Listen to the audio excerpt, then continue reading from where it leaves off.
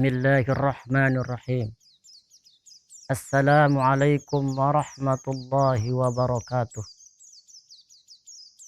Alhamdulillahilladzi ja'ala ramadhana sahran mubarakan wa farada alaina as-sawma li ahli taqwa. Ashhadu an la ilaha illallah wahdahu la syarika lah. Wa ashhadu anna sayyidana Muhammadan abduhu wa rasuluh. Allahumma salli ala sayyidina Muhammadin al-mujtaba wa ala alihi wa sahbihi li ahli tuqa wal wafa. Qala Allah ta'ala fil Qur'anil Karim, ya ayyuhalladzina amanu kutiba alaikumus siyam kama kutiba 'alal ladzina min qablikum la'allakum tattaqun. Amma ba'du. Para hadirin hadirat as-shaimin as-shaimat rahimakumullah. Pada kesempatan yang baik ini kami akan menyampaikan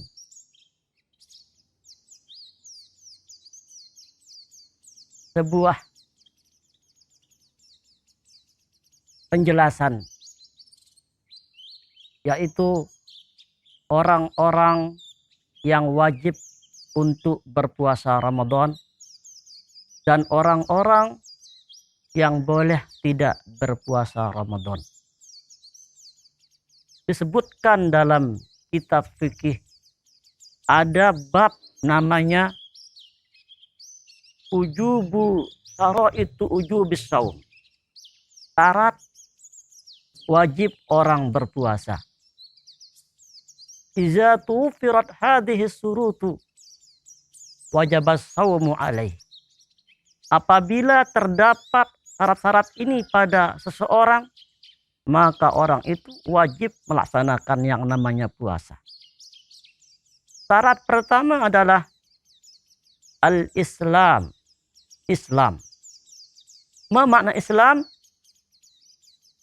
Iqraru bil lisan wa tasdiqun bil qalbi bima jaa nabiyuna Muhammadin sallallahu alaihi wasallam haqqun wa sidqun. Islam adalah mengikrarkan dengan lisan, membenarkan dengan hati apa yang telah dibawa oleh Nabi kita Muhammad SAW dengan sebenar-benarnya dan sejujur-jujurnya. Dan puasa itu tidak diserukan kepada orang kafir karena dia adalah bukan orang Islam. Kemudian syarat yang kedua adalah taklifun au mukallaf. Mukallaf menurut syara adalah orang yang sudah balik dan berakal, yang telah diberikan sesuatu ketentuan oleh Allah Subhanahu wa taala untuk melaksanakan perintah-perintahnya dan menjauhi semua larangannya. Itu mukallaf. Orang balik itu kalau laki-laki bisa dilihat dari umurnya. Umurnya harus mencapai 15 tahun menurut hitungan bulan Hijriyah, bulan Islam, bukan bulan Masehi atau bulan Samsi atau bulan atas kalau bahasa kita. Kemudian tandanya juga adalah pernah mimpi mengeluarkan air mani. Kalau perempuan sudah mengeluarkan darah haid. Ini tanda baliknya laki dan perempuan. Jadi syarat yang kedua harus taklif atau mukallaf.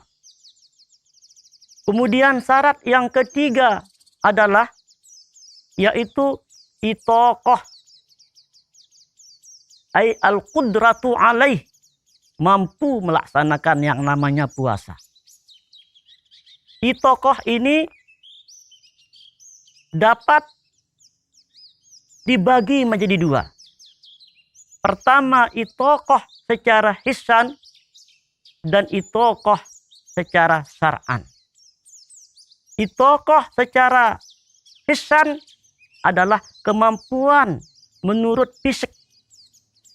Sehingga orang yang Syekhul Harami, orang tua yang sangat tua sekali, au al-maridu la yurja bur'uhu, orang yang sakit yang tidak bisa diharapkan sembuh dari penyakitnya, orang ini boleh tidak berpuasa karena fisiknya tidak mampu melaksanakannya.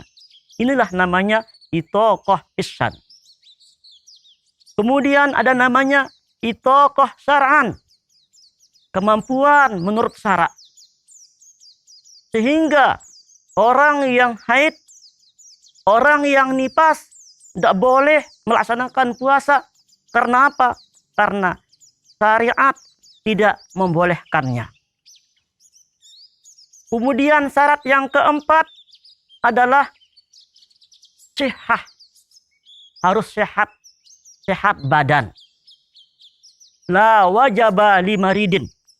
Tidak diwajibkan bagi orang yang sakit melaksanakan yang namanya ibadah puasa. Orang yang sakit boleh tidak berpuasa, harus diketahui 3 ketentuan. Yang pertama, apabila sakitnya itu akan membuatkan dia lebih mudarat kalau dia berpuasa. Yang kedua, kalau dia berpuasa, sembuhnya akan lama. Yang ketiga, kalau dia berpuasa, semakin bertambah sakitnya. Nah, inilah orang yang sakit diperbolehkan tidak berpuasa. Kemudian, syarat yang terakhir, yang keempat adalah iqamah, menetap, tidak berpindah-pindah dari tempat yang satu ke tempat yang lain. Atau musafir. Sehingga orang yang musafir itu boleh hendak berpuasa. Tapi dengan syarat musafirnya itu harus mencapai jarak 82 km. Dan musafirnya itu adalah musafir yang mubahan. Musafir yang boleh. Bukan musafir yang haram. Nah, inilah syarat orang itu wajib melaksanakan yang namanya ibadah puasa. Para jamaah kaum muslimin muslimat, as-shaimin, as-shaimat, rahimakumullah. Kemudian kita menjelaskan orang-orang yang boleh tidak berpuasa. Kalau kita merujuk dalam kitabul fikih, dalam kitab fikih, bahwa orang yang boleh tidak berpuasa itu menurut sebab-sebabnya dapat dibagi menjadi 4 kelompok. Yang pertama adalah, kelompok pertama adalah orang yang hamil dan orang yang menyusui. Orang yang hamil dan orang menyusui ini 2 ketentuan. Yang pertama, apabila orang yang hamil hanya takut kepada janinnya, orang yang menyusui hanya takut kepada anak yang disusuinya, maka boleh tidak berpuasa. Namun harus mengganti puasanya dengan apa? Dengan mengkodoknya dan mengeluarkan fidyah. Ketentuan yang kedua, jika orang yang hamil takut kepada dirinya dan takut kepada janin di dalam perutnya, dan orang yang menyusui takut kepada dirinya dan takut kepada anak yang disusuinya, maka orang ini hanya mengkodok saja. Tidak diwajibkan dia mengeluarkan fidyah. Apa itu fidyah para jamaah sekalian? Fidyah itu adalah memberikan fakir miskin makan sebanyak 60 orang. Satu orang itu satu mud. Berapakah satu mud itu ukurannya? Ukuran satu mud itu adalah 0,6 kilogram. Atau seukuran dengan setengah kilo lebih 2 on. Inilah yang namanya satu mud. Nah, itulah bagian pertama.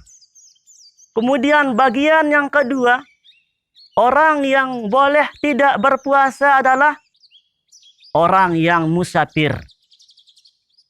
Orang yang sakit, yang bisa diharapkan sembuhnya.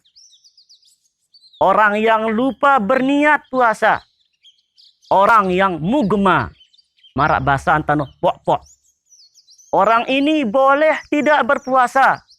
Namun, harus dia mengganti puasanya dengan cara apa? Mengkodoknya. Tidak dia mengeluarkan fidyah. Kemudian kelompok yang ketiga yang boleh tidak berpuasa adalah yaitu Sayhul Haram. Orang tua yang sangat tua sekali. Al-maridu la yurja bur'uhu. Orang yang sakit tidak bisa diharapkan sembuh-sembuhnya. Ashabu ahli saqah. Orang-orang pekerja keras mencari nafkah. Tidak ada pekerja lain kecuali pekerjaan itu sendiri untuk menopang rezekinya diberikan kepada keluarganya. Nah, orang-orang ini boleh hendak berpuasa. Namun harus diganti dengan cara apa? Dengan cara mengeluarkan fidyah. Bukan cara mengkodok. Kemudian kelompok yang keempat yang boleh tidak berpuasa adalah majnun. Orang gila. Orang tidak punya akal. Orang hilang akalnya. Orang ini tidak boleh berpuasa. Tidak boleh juga dia mengkodok dan membayar fidyah. Karena apa? Karena tidak ada akalnya. Karena hilang kewajibannya. Tidak ada kewajiban dalam agama. Menekankan dia melakukan ibadah. Demikian yang dapat kami sampaikan. Kalau ada kekurangan mohon dimaafkan. Usikum manapsi bitaqwallah. Wallahul muwafiq wal hadi ila sabilir rasyad. Assalamualaikum warahmatullahi wabarakatuh.